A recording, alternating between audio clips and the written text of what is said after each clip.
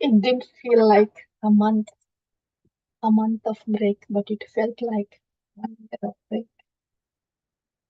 Really, really um, felt that. So very, very, very, very grateful to have this nectar of Bhagavad Pravaha again. So today we want to hear the summary of Srimad Bhagavatam from the first canto till the sixth canto, and then we'll hear the overview of Srimad Bhagavatam.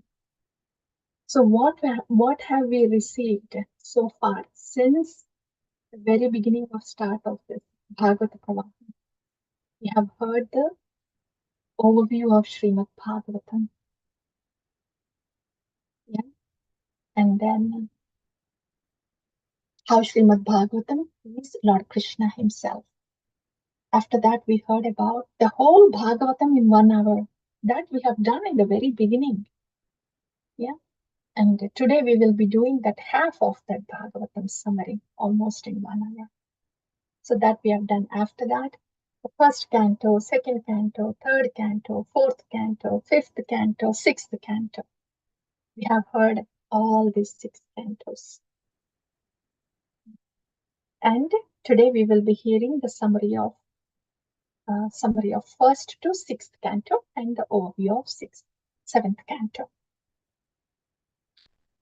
So, Srimad Bhagavatam, what is Srimad Bhagavatam? I think more appropriate question is, who is Srimad Bhagavatam? Krishnastu Bhagavan Swayam, Lord Krishna himself, Srimad Bhagavatam. And what is Lord Krishna doing in Srimad Bhagavatam? What is he doing?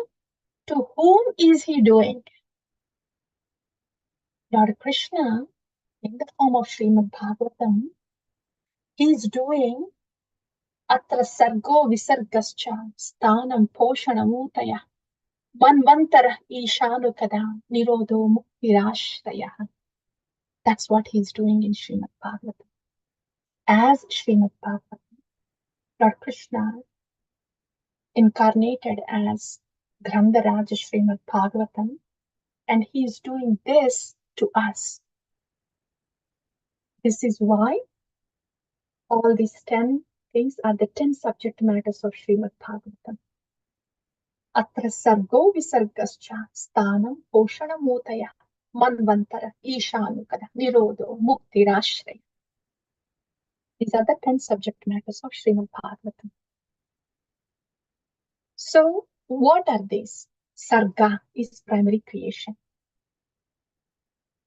Primary creation is the creation of universe, starting from the Bhrukuti of Mahavishnu, the glance of Mahavishnu onto the Pradhan, starting from there to the appearance of Brahma.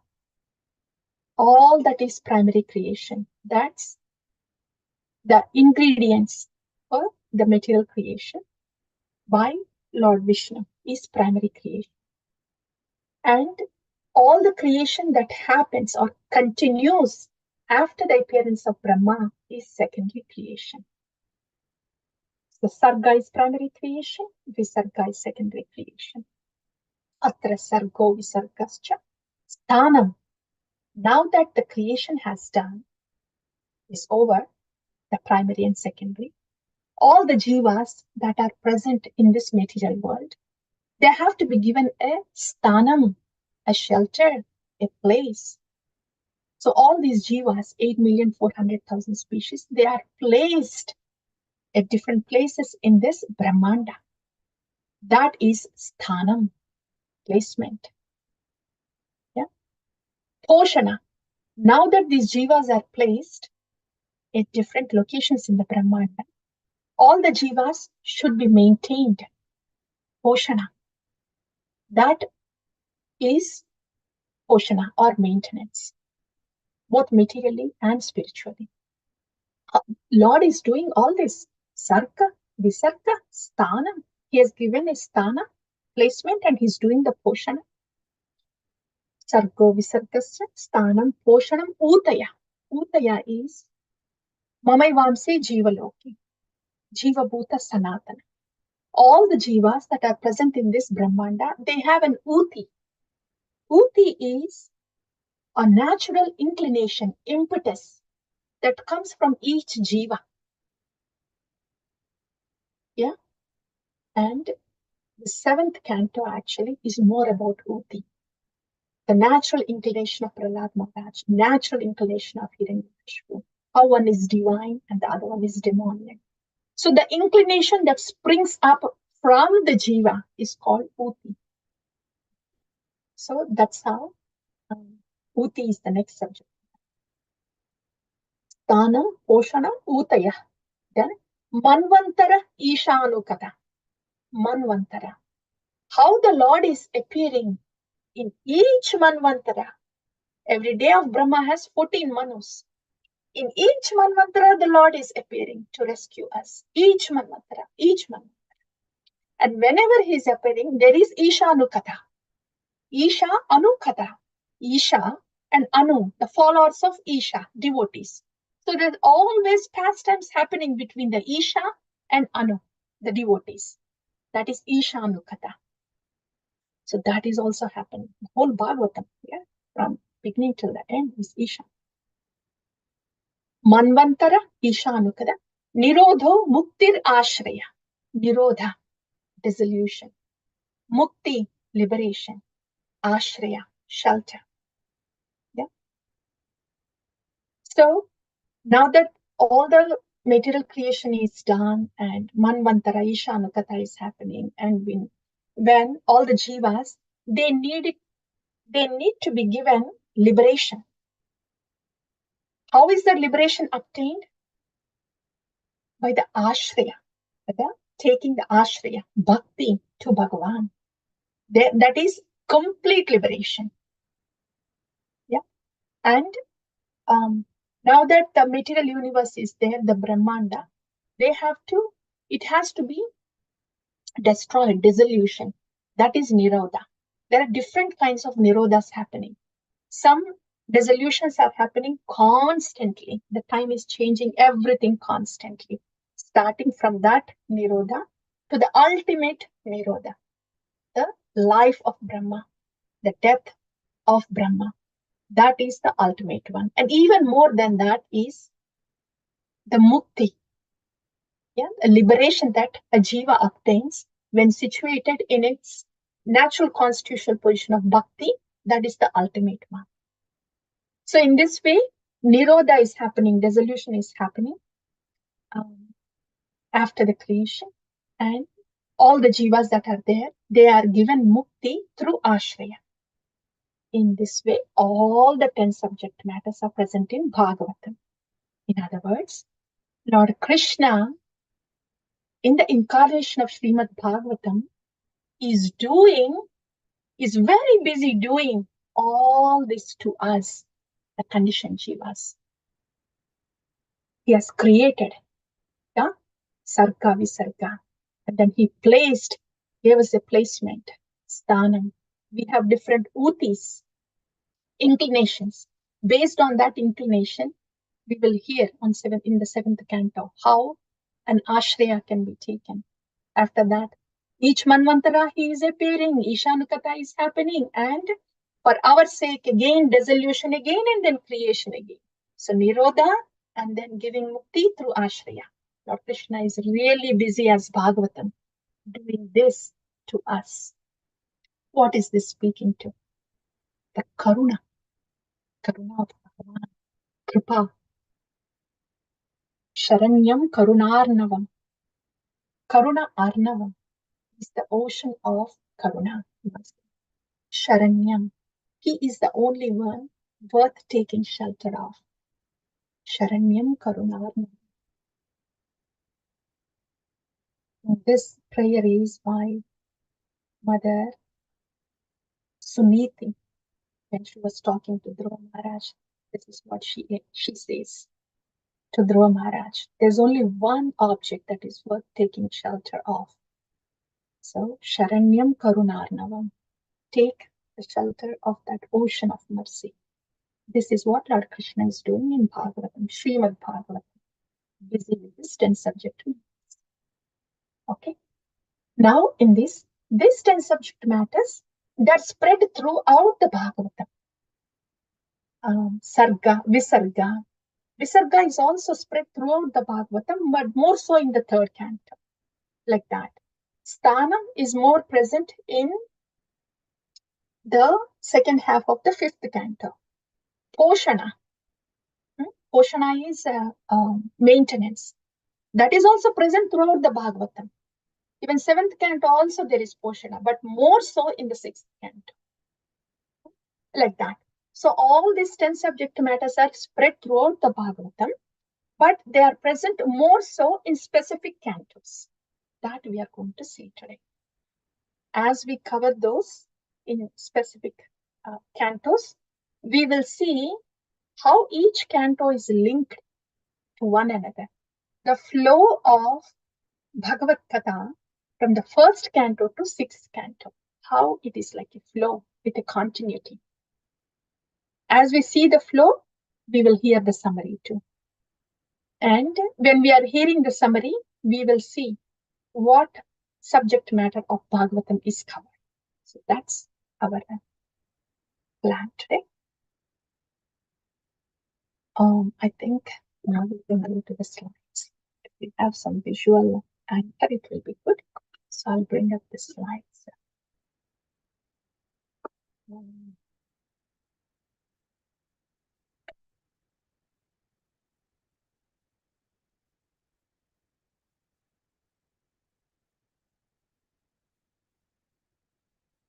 Okay.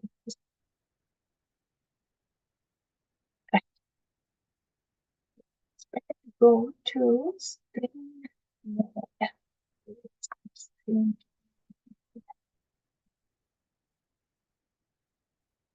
Instead of this. What do I do?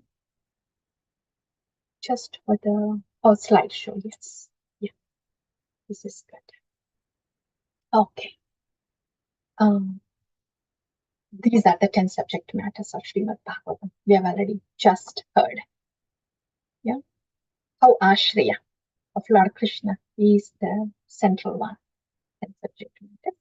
So this is the first canto of Srimad. Just to give you an overview, the first canto is more like an opening the scene for the Srimad Bhagavatam. Like the first chapter of Bhagavad Gita is setting the scene for Bhagavad Gita. Like that, first canto of Srimad Bhagavatam is more like opening the scene for the Srimad Bhagavatam. And Sarga, Visarga. Sarga is primary creation. That will be starting in the second canto. Visarga will be more in the third canto. So in that way, second canto and third canto are about Sarga and Visarga. Visarga is continuing in the fourth canto, fifth canto. And Sthanam is the shelter. That comes during the description of the Brahmanda. That's in the fifth canto. That is Sthanam. Poshana is the sixth canto. So that is from first canto to sixth canto. Those are the subject matters in specific for those cantos. Now, let's see the flow of the Bhagavatam from the first canto till sixth canto. Meanwhile, we will be summarizing it. So, first canto, it has 3 very important verses. Prelude. First verse gives the definition of Bhagavan, absolute truth. What is it? Janmadhyasya yathoanvaya pitarataschatteshu abhignaswara tene brahma hridayadikavaye mohyanti yatsurayah tejo varimridam yadha vinimayo yatra trisargo mrisha Dhamna svena nirasta kuhakam satyam param dhimahi. This satyam param, this param satyam, absolute truth, Dhimahi, let's meditate. That's the definition of the absolute truth. Each word gives the different features of the absolute truth. And the second sloka. Now that there is a definition for Bhagavan, then what is it? What is the speciality of Srimad Bhagavatam that glorifies Bhagavan? That's the second verse.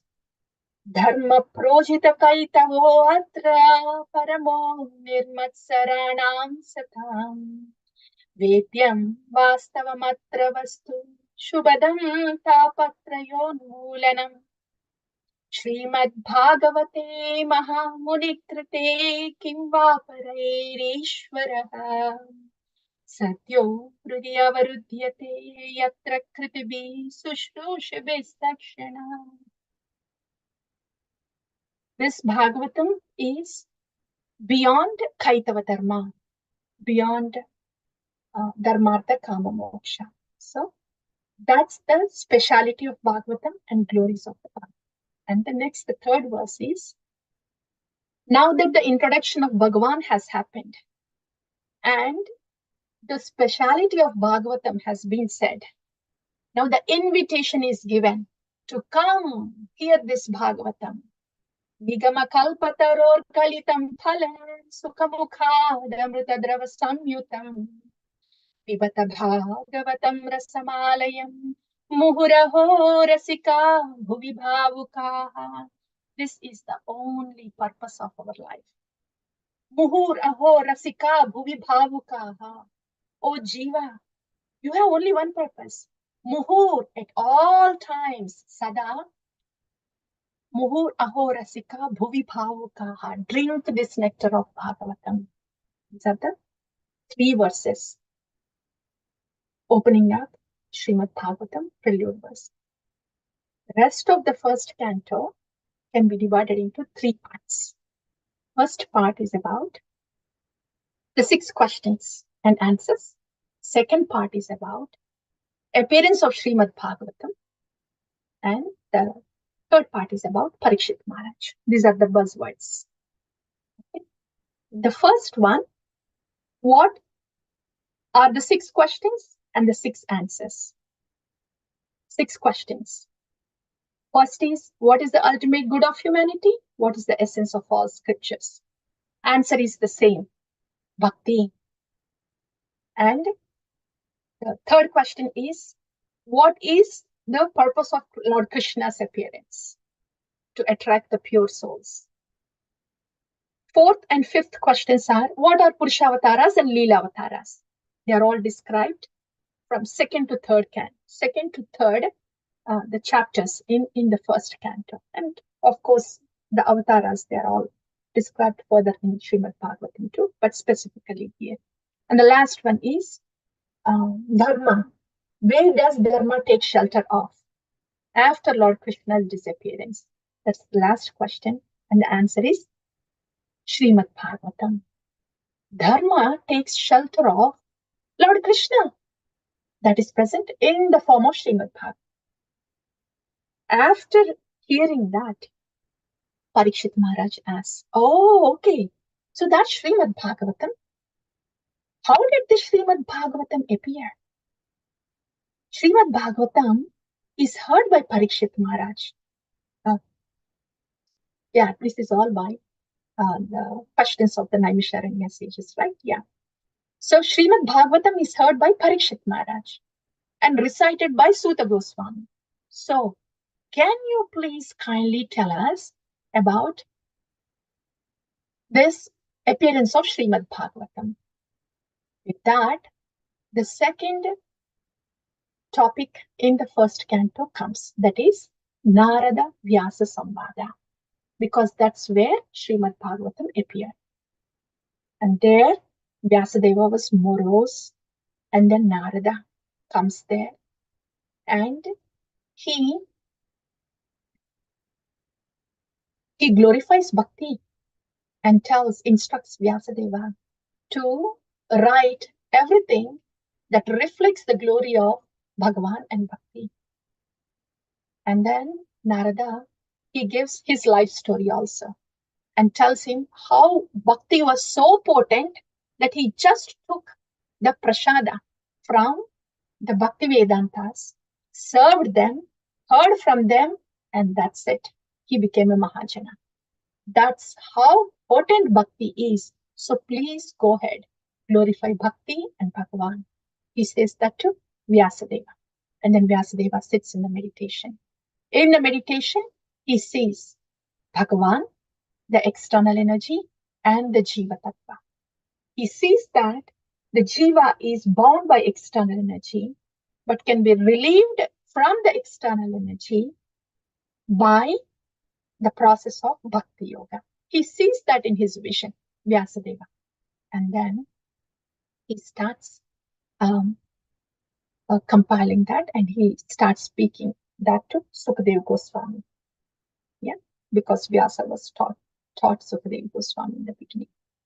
So that's about the appearance of Srimad Bhagavatam. Then, now that the Bhagavatam, appearance of Bhagavatam is being said, now it's time to tell something about Parikshit Maharaj, because Bhagavatam is heard by Parikshit Maharaj. So the third part in the first canto is about Parikshit Maharaj. It doesn't directly go to Parikshit Maharaj because there are many things that has happened before Parikshit Maharaj came into picture. This is the opening scene of Srimad Bhagavatam, where Ashwadhama releases Brahmastra, and then Arjuna, he gets panicked. He didn't know what it was. He turns towards Lord Krishna, offers wonderful prayers. From there on, all the stutis of the pure devotees start. Arjuna offers prayers, and then Uttara comes running towards Lord Krishna as the Brahmastra is coming, and then Uttara offers prayers, and Lord Krishna saves Parikshit Maharaj in the womb of Uttara and is about to leave to Dwarka. After that, he saved Parikshit. But Kunti Devi says, "Oh Krishna, how can you leave so soon? Please stay here for some more time, Krishna." And she offers her prayers, the famous Kunti Maharani prayers. And then Krishna stays there, and meanwhile, he knows that Bhishma Deva is waiting for his darshan. So he takes Yudhishthira and goes to Bhishma Deva. And there, Bhishma Deva looks at Lord Krishna, and he offers the prayers of Bhishma. And then Yudhishthira Maharaj offers the prayers. After he gives darshan to Bhishma in the battlefield, after Bhishma departs from this world, Lord Krishna heads back to Hastinapura, and then Hastinapura Vasis, they offer the prayers. Lord Krishna receives all these prayers and heads towards Dwaraka. Welcoming Lord Krishna, all Dwaraka Vasis, they are also offering prayers, especially the prayers of the queens in the palace of Dwaraka. All these prayers in the first canto. Okay, so in this way, Lord Krishna went to Dwaraka, and all the stutis of pure devotees are heard. Meanwhile, what's happening in the Hastinapura? Parikshit Maharaj, he's born. And Yudhishthira Maharaj was celebrating his birth. And after that, Arjuna goes to Dwaraka. And then he brings that very heavy news back that Lord Krishna has departed, left this world. And immediately, Yudhishthira Maharaj, by this time, he heard from Narada Muni. He heard from Vidura. And then he knew that it is time for all those 5 Pandavas also to depart from this world. So he enthrones Parikshit Maharaj. Parikshit Maharaj starts ruling the kingdom. And then Kali comes in. He chastises Kali. After that, Parikshit Maharaj, he receives curse from the Brahmana boy. After receiving the curse, seeing that as the blessing, calling from Lord Krishna, he eagerly prepares himself to welcome the death. This is the beauty of Bhagavatas. There is no fear. There is preparation and there is welcoming of death, yeah, leaving the body. That's what Parikshit Maharaj does. Yeah. So all that is covered from the 7th chapter till the 9th chapter. Parikshit Maharaj, he renounces the kingdom, the queen, the children, and comes to the bank of river Ganga. And he offers prayers. All the residents in Tapoloka, all the residents in Janaloka, and all the great personalities around in Suraloka, everybody assembles there. Parikshit Maharaj is looking for a proper speaker, a qualified speaker, to prepare him for the death, to leave the body. That's when Sukadeva Goswami makes his entry into the Hastinapura and blesses Parikshit Maharaj. Parikshit Maharaj offers his prayer to Sukadeva Goswami. He asks only two things to Sukadeva Goswami. He says, Punascha bhuyat bhagavatyananto ratim prasangascha tadashrayeshu mahatsu yam yam upayami svishtam maitri astu sarvasya namo dvijebhyaha. This is the prayer after all the stutis from the pure devotees that we have heard. This is the prayer from Parikshit Maharaj. What is he asking? Punascha bhuyat. It's okay if I have to take birth again and again. Punascha bhuyat bhagavati ananto ratim prasangascha tadashrayesh. Bhagavati ananto ratim prasangascha. I don't mind taking birth again and again, but all I'm asking for is Bhagavati Ananto Ratim Prasangascha Tadashrayeshu. This Ananta Bhagavati, the Supreme Personality of Godhead, Ratim Prasangascha, who has the Rati, attachment, attraction, to glorify the Supreme Personality of Godhead, Tad Ashrayeshu, who took the shelter of that Bhagavati. The Bhagavatas that took the shelter of the Bhagavan, who has that great taste to glorify. This Mahat Bhaktas, I want the shelter of this association of this Mahat Bhaktas. That's one thing Parikshit Maharaj is asking. He's speaking to Sukadeva Goswami. After offering prayers, this is what he's saying to Sukadeva Goswami. I want these two things, Guruvarya. One is this Mahat shelter, who has Ratim Prasangas Shabtarashrayeshu, who has taken shelter of Bhagavan and has great Rati, attraction to glorify the Lord's glories. And second thing is Mahat Suyam Yam Upayami Srishtim. He says that is first Punascha Bhuyat. Here Mahat Suyam Yam Upayami Srishtim. Even if I have to wander in this material world again and again,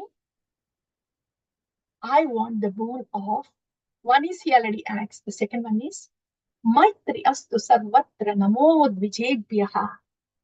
Namo Dvijebhyaha. I'm offering my respects to you, O Sukadeva Goswami. Maitri Astu Sarvatra. Please give me the boon that I will have Maitri to all the Jivas. Jivadaya. So this is Jivadaya. Maitri Astu Sarvatra. And the first prayer or boon he was asking was Ratim Prasangascha Tadashrayeshu. He's seeking the association of those Bhagavatas who has taken shelter of Bhagavan. These are the two boons Parikshit Maharaj asks. And after that, the two questions he asked to Sukadeva Goswami is, would you please kindly say, for my sake and for everybody's sake, how to live the life and how to leave the body. How to live in this body and how to leave this body. How to live in the body is the answer for this is the rest of the Bhagavatam. How to live in the body is performing devotional service, bhakti yoga. How to leave the body is the smarana, thinking of Bhagavan. So this is how the first canto goes to the second canto. How to live in this body? For that he's answering Sukadeva Goswami. First he says, since it is summary, we'll keep it unsummed. So second canto, yeah, let's slide. So this is the first canto. And the second canto, we have finished the first one and come to the second canto. So to this question of how to live in the body, the answer to that is, by performing bhakti. In that context, Sukadeva Goswami, he explains about the Jnana Yoga and the meditation on the Virat Rupa, demigod worship, and then he explains about the Krishna Bhakti. And he tells how Krishna Bhakti, this Bhakti Yoga, is superior to any of these other things. So he nailed it down, saying that this is how you live in this body with Krishna Bhakti. So that's the first part of the second canto. And now that he heard that Bhakti Yoga is the way to live in the body, then who is this Bhakti to? This is to Bhagavan, Supreme Personality of Godhead, Krishna. So Parikshit Maharaj, question is, would you please tell me about Bhagavan? What are his leelas? First is what material leelas. In other words, how did he create all this material creation? And then comes the rest of the leelas. So when he is asking this question to Sukadeva Goswami, then Sukadeva Goswami says, these are the exact questions Narada Muni have asked to Brahmadeva, because the creation is just happening, right? So that's why I'm going to tell you Brahma Narada Samvada. That's the second topic in the second canto. Brahma Narada Samvada. This is where Brahma is telling Narada about Sarga, creation, how all the material elements have formed. And he said, until the Virat Rupa, then Narada asked, can you please tell me further what happened after the Virat Rupa comes? Then Brahma says, okay, I am born in this lotus flower. And then he says, what happens after that? What happened after that? Chaturshloki Bhagavatam happened because Brahma got the darshan of Lord Narayana. Lord Narayana gave a handshake to Brahma. Their Chaturshloki Bhagavatam has happened. So that's the third topic in the second canto. Brahma Narada Samvada, and then that is bringing us to Chaturshloki Bhagavatam. After that, the second canto is ends with the 10 subject matters of Srimad Bhagavatam, which means now the actual Bhagavatam, the 10 subject matters are going to start. Okay. Here the Sarga and Visarga has already started, a little bit of it. But from the third canto on, there will be more of this Sarga and Visarga too. So that's how the last topic of the second canto is the 10 subject matters of Srimad Bhagavatam. What are the 10 subject matters? Atra sargo visargascha stanam poshanamutayah manvantara ishanukadha nirodho muktirashrayah. This is how we are taken to the third canto. What happens in the third canto? In the third canto, until now, the Brahma Narada Samvada was happening. The next one is Maitreya Vidura Samvada, because that is where Vidura was asking Maitreya about these creative affairs, about the creation, primary and secondary creation. But even before that, what happened was Vidura, when he was doing this Tirtha Yatras, after he was insulted by Dhritarashtra and Duryodhana, and he left the Hastinapura, which was explained in the first canto, after the coronation of Parikshit Maharaj, Yudhishthira, Vidura comes to Hastinapura, and Yudhishthira and Vidura conversation happens, and after that, Yudhishthira and Narada Muni conversation happens. Okay. So there he left Hastinapura. Actually, he came back to Hastinapura in the first canto. So here, Vidura is doing the Tirtha Yatras. And then he comes to know that Uddhava is there. And then he goes and sees Uddhava. And there Uddhava Vidura Samvada happens. There Uddhava ends up speaking all the pastimes of Lord Krishna with all absorption. And at the very end, when Vidura asks him to please instruct him something more and speak further, then Uddhava directs Vidura to go to Maitreya. As Lord Krishna has instructed, Vidura is supposed to go to Maitreya, and Maitreya, who also heard when Lord Krishna was speaking to Uddhava, would enlighten Vidura. So this is how Vidura, who met Uddhava, is directed to Maitreya. That's why the first topic in the third canto is Vidura Uddhava Samvada. Following that is Vidura Maitreya Samvada. In this Vidura Maitreya Samvada, the bulk of Sarga and Visarga is explained. Whatever little bit was started in the second canto is all completed. The Sarga is explained here. After the Sarga, how Lord Brahma comes from the Nabhi of Mahavishnu, how he takes birth, and how he offers prayers to Lord Narayana, takes his blessings, and starts building this Brahmanda, the 14 planetary systems. Everything is explained here in the second canto, in the second part of the third canto, in the Vidura Maitreya Samvada.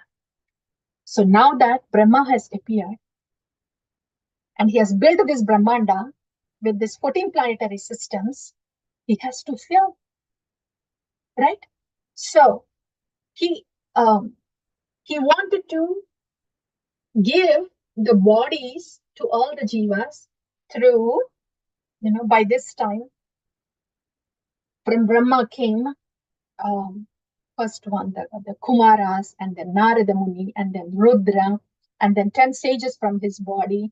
And after that, the incident of walk happens.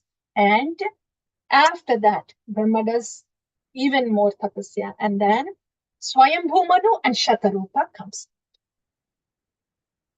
So Swayambhu Manu comes and asks, okay, Pitama, I am the Prajapati, yes. And my service is to do the procreation. But we see that the Bhumi, the Bhumandala is there in the Garbhodaka ocean. So what do we do? How can that be picked up? That's when the Vamana, Varaha Avatara. So the glories of the Vaikuntha, Jaya Vijaya, and how Hiranyaksha was responsible for the earth to go into the Garbhodaka ocean, and how Varaha Deva came and picked up, lifted Bhudevi. All those form the third part of the third canto. Varaha, Lord Varaha's pastimes. So this is wonderful. Lord Varaha pastimes, we have heard that. But remember, this is Swayambhu Manu. Here the Visarga is happening. Visarga means Brahma is born, and from whoever the Brahma, from whoever is born from Brahma, they will continue to do the procreation and give the bodies to all the jivas. 8,400,000 species. So that is happening now. Now that Brahma has appeared, Swayambhu Manu, Shatarupa, right? So this Swayambhu Manu, Shatarupa, they have 5 santana, 5 children. Of them, Devahuti, Akuti, Prasuti, and 2 sons, Uttanapada and Priyavrata. See how Visarga is continuing? Brahma's progeny, Swayambhu Manu, Shatarupa, and how are they filling the universes? With their progeny, the Visarga is continuing. In this way, Swayambhu Manu, Shatarupa has contributed to the Visarga procreation by giving this 5, 3 daughters and 2 sons. First daughter Devahuti gets married to Kardama Muni. And their child is that divine Kapila Maharshi, Lord Kapila. So that is why here the 4th topic in the 3rd canto is about Lord Kapila. Lord Kapila means Kardama Muni, Devahuti has to come, right? It is Visarga that is continuing. So here the link is Devahuti because she is the daughter of Swayambhu Manu. So in this way, Devahuti, Kardama Muni, and Lord Kapila's description is here in the 3rd canto. The continuation before we leave the 3rd canto and go to the 4th canto, Lord Kapila's instructions about bhakti, about sadhana bhakti, and about the raga bhakti or shuddha bhakti is all present here in this last section of the 3rd canto. And if we have to take, say, 2 slokas from Lord Kapila's important ones, all of them are very beautiful, but very instructive ones are. First one is Prasangamajaram Pasham Atmana Kavayo Vituru. And this Prasangam, Ajaram Pasham, this attachment is very strong and causes entanglement. Yeah. Sayeva sadhusu kruto mokshadvaram apahratam. This is very instructive for us. All of us have attachment. That is the nature of the jiva. Want to get attached. This prasangam, attachment, ajaram is very strong. Pasham is very entangling. Atmana kavayo vidu. And this is the conclusion of all the sages. So what to do with this? This prasangam, this attachment. Sa eva. Take this attachment, which is very strong and entangling. Sa eva. Sadhu. Sadhus kruto. Kruto is do. Do this attachment to sadhus. Sayeva sadhusu kruto. Then what happens? Moksha dwaram apavritam. Then the doors of the liberation will be opened.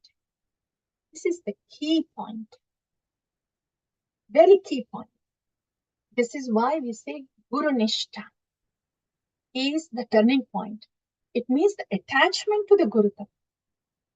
When there is attachment to the Guru Tattva, that attachment to the sadhus is the only way to get detached from the external energy.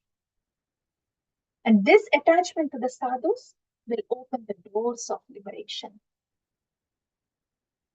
Bhakti automatically gives us liberation, right? This is the crucial point. And what happens when our attachment is reposed in Sayeva Sadhu Sukruto? Many things happen. Tapanti vividastapa anaita madkata chetsaha. one can overcome all the three tapas with that great attachment to the Guru Tattva. Guru Tattva is what? Sandhini Shakti, Ahladini Shakti combined.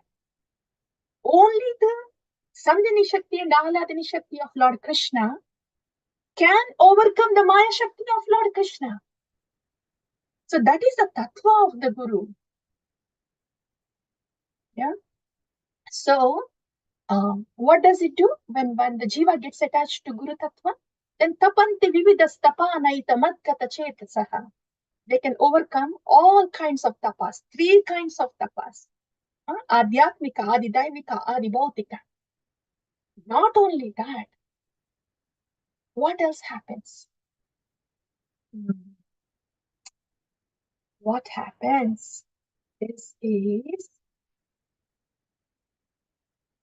is a beautiful verse where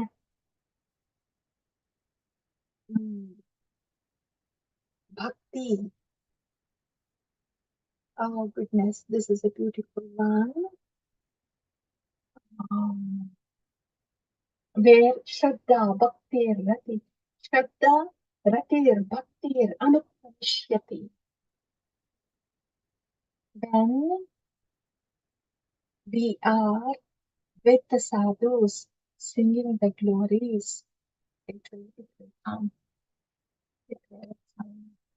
So, okay, Shraddha Ratir Bhaktir Anupanishyati. Yeah, it should come. It should come. Okay. So with the sadhus, with the association of the sadhus, because they have great taste to glorify the Lord, and in their presence, the Shraddha, Pratir, Bhaktir, Anukramishyati. Okay, that's the third canto. Somebody can please look into that. That is, it starts with Shraddha, Bhaktir, Shraddha, Ratir, Bhaktir, Anukramishyati. If somebody can please look into that verse. Yeah, that's a third canto.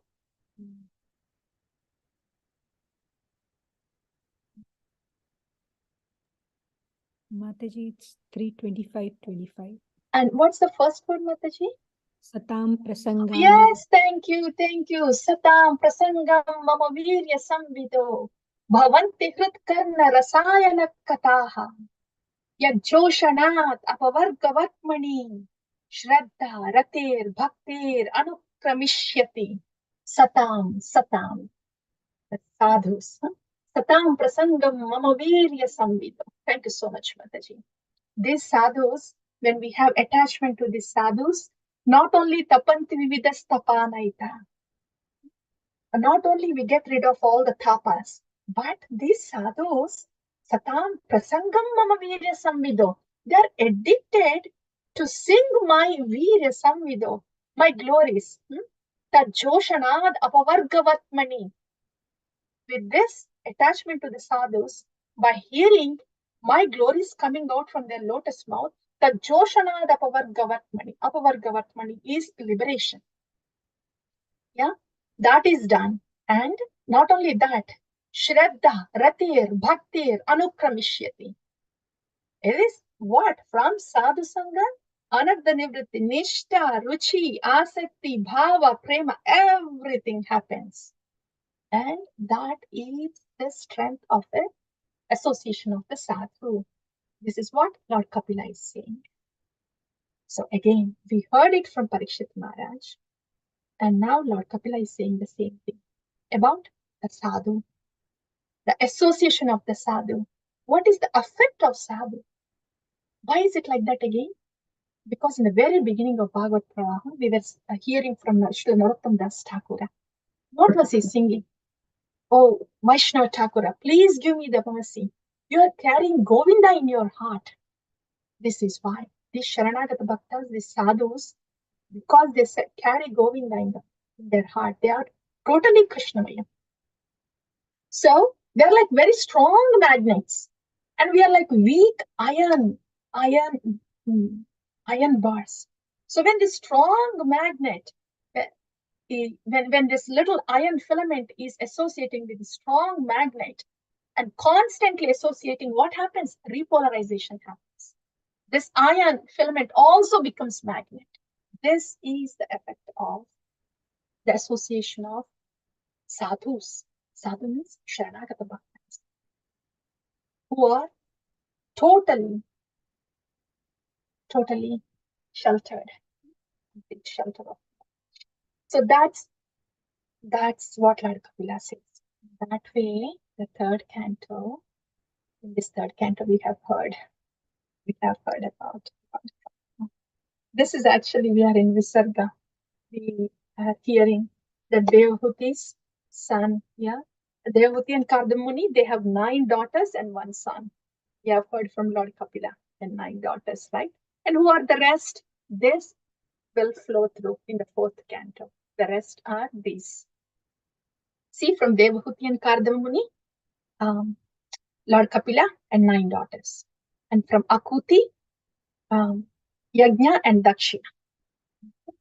And from Prasuti, here comes the biggest Prajapati, Daksha. So they had 16 daughters. And of all the daughters, the last one is Sati. The question from Parikshit Maharaj was, everybody, all these daughters, they got married to Prajapatis and everybody had children. Sati did not have children. Why?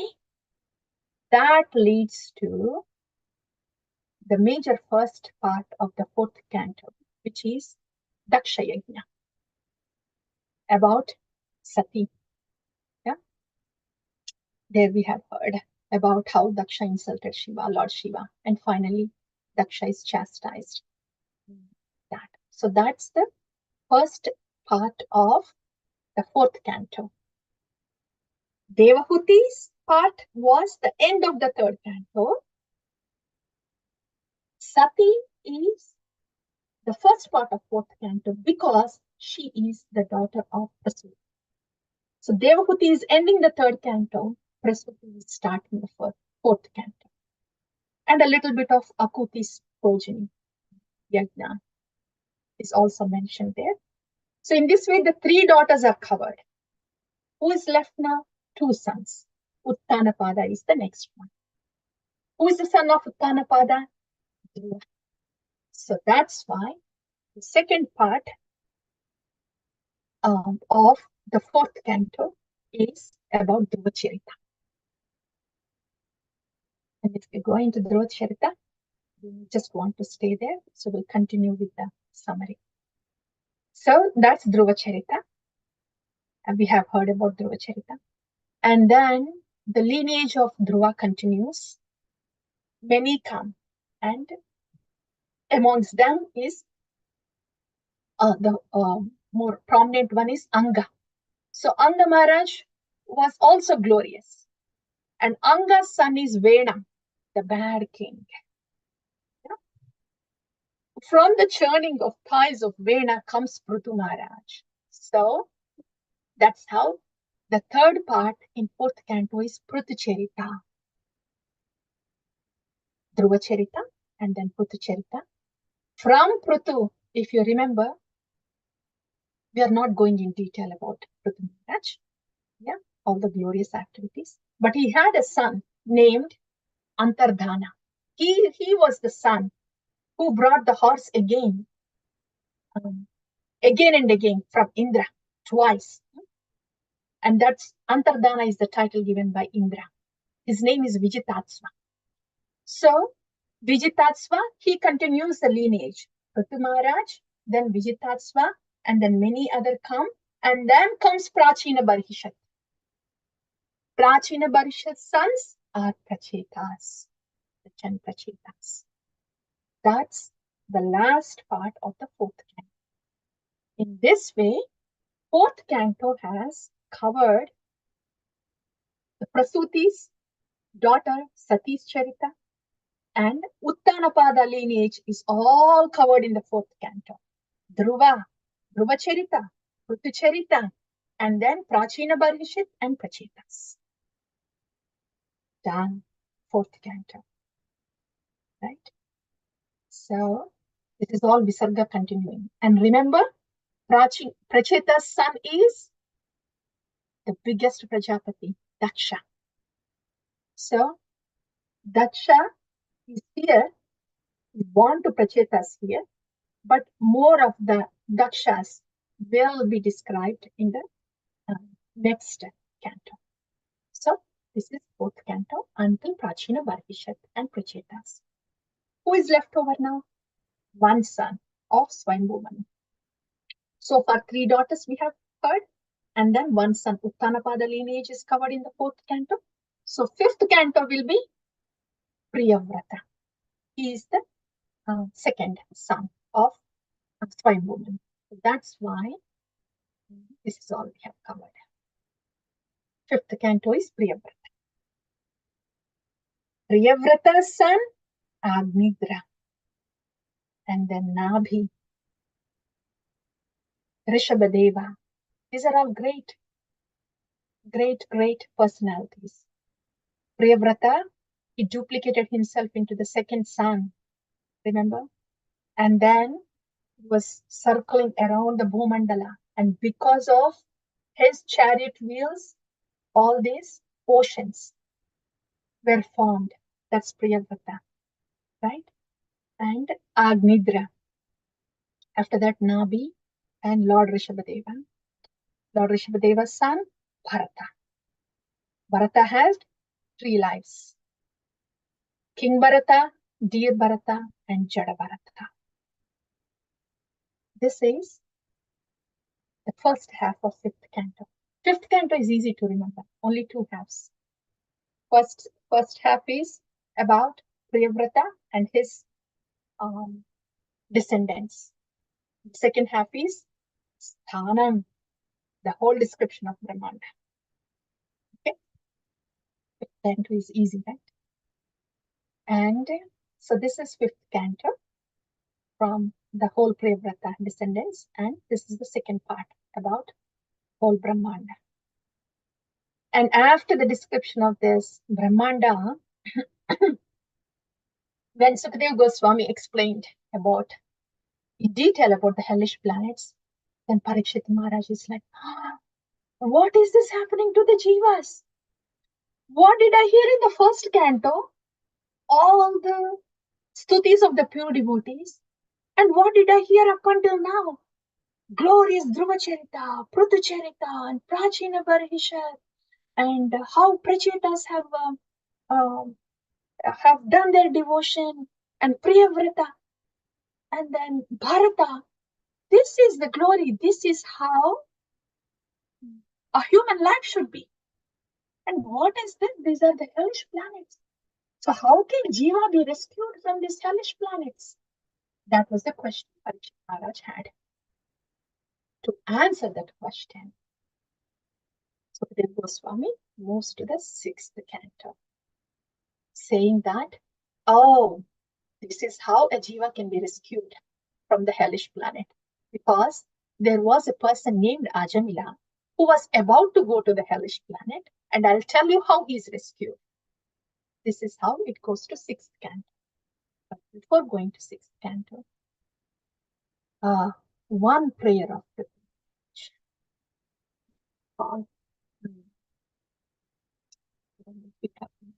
but it says the same thing. I do not want anything but the association of the sadhus, because Bhavat Padam Boja Sudha Kanalila Smriti Puna Vismrita Tattvavatmanam. So please give me the association of those sadhus who are carrying your lotus feet in their heart. Bhavat Padam Boja Sudha Kanalila. And when they speak, Mukhachuto, when they speak, in their words are the saffron dust particles that are present on your lotus feet, which are present in the heart of these Mahat devotees. And when these saffron dust particles, when they enter into my ears, Bhavat Pada Moja Sudha Khanavila, what happens to me is Smriti Puna Vismrita Tattva Vatmanam. My relationship with the Lord and Tattva is revealed to me. So that's why I do not ask for anything but for the association of this Mahat Bhaktas. This is what Prithu Maharaj said. Now leaving this fifth canto. Oh, Prithu Maharaj, that was fourth canto, right? Yeah. Uttanapada, Prithu Maharaj was fourth canto. In the fifth canto, Priyavrata. Okay. Okay, in fifth canto, prayer. Prayer from Jadabharata, yeah, to King Rahuguna. That is also very wonderful. Same thing. What is Jadabharata saying to King Rahuguna? He was about to instruct Rahuguna. He saw that Rahuguna is little favorable for the instruction, and he reveals the secret of how bhakti can enter into one's heart. He says, Rahuganayeta tapasanayeti nachedyaya nirvipanat grihatva nachandasa veda jalagni suryai vina mahatpada rajobhishekam vina mahatpada rajobhishekam. Unless one smears the dust from the lotus feet of a Mahat Bhakta, there is no way of bhakti entering into the heart, even if tapasana yeti nachayidyaya nirvipanat grihatva, austerity, scholarship, and excellent varnashrama. Nothing, no personal qualification can give anybody bhakti, but only na mahatpada rajobhishekam. Same thing again. Jadabharata. That's fifth canto. Last one, sixth canto. How did we come to sixth canto? Because Parikshit Maharaj asked, oh, how can a jiva be rescued from the hellish planet? Then Sukadeva Goswami says, oh, I know a story where a very fallen jiva called Ajamila was about to go to hell. Four Vishnudutas came, but he said, three Yamadutas came. And then he uttered Narayana, 4 syllables. So 4 Vishnudetas came and rescued. Nama Bhasa itself can give this mukti. Nama Bhasa can qualify somebody for this mukti. It was just for a moment. Ajamila uttered and the 4 Vishnudutas came there. Right? But he has to qualify himself to go to Vaikuntha. So for that, he had to go to Haridwar and then do the Naam Bhajan. And then, of course, at the end of his life, the Vaikuntha plane comes and he goes to Vaikuntha. But how a holy name, just one utterance of a Nama Bhasa, called Vishnudutas, how Lord gave Poshana to a jiva who inadvertently uttered his Nama. That is the mercy Poshana of the Bhagwan. That's how the first part of the sixth canto is Poshana of Harinama through Ajamila Charita. And by this time, Parikshit Maharaj, he had the answer to the question he asked. Oh, how can the jiva be saved from the hellish planet? He got the answer. The first part of sixth canto. Now he's asking the second question. Oh yeah, I got the answer now. But you know, you talked about Prachina Barhishit and Prichetas there, right? And you said Daksha was his son, right? Can you tell a little more about Daksha? So that's how Daksha, about the Visarga continues a little bit here. And after that, the Poshana continues. The topic of, again, Parikshit Maharaj asked the question again. Okay, how come Brihaspati, he was very angry and he had to leave the assembly of Indra. This is where the portion of Indra comes. Indra commits mistakes again and again, but he was somehow rescued. The Poshana continues. And the third part of the sixth canto is Chitraketu. How the Poshana was given to Chitraketu, even though he got transferred from a king body Chitraketu to a demon body Vritrasura. How his bhakti was being nourished so intensely that Vritrasura could not wait to be in that huge demoniac body. He was asking Indra to please kill me in the battlefield.